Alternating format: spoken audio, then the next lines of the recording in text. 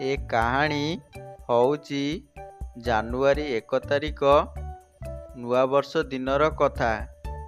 ଏହି ଦିନରେ ରଣପୁର ଜଙ୍ଗଲରେ ସବୁ ପକ୍ଷୀଗୁଡ଼ିକ ନୂଆ ଡ୍ରେସ୍ ପିନ୍ଧି ମଉଜ ମସ୍ତି କରୁଥିଲେ।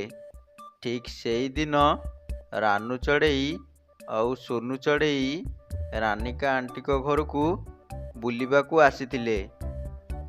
ରାନିକା ଆଣ୍ଟି, କବାଟ ଟିକେ ଖୋଲ, ମୁଁ ସୋନୁ କହୁଛି।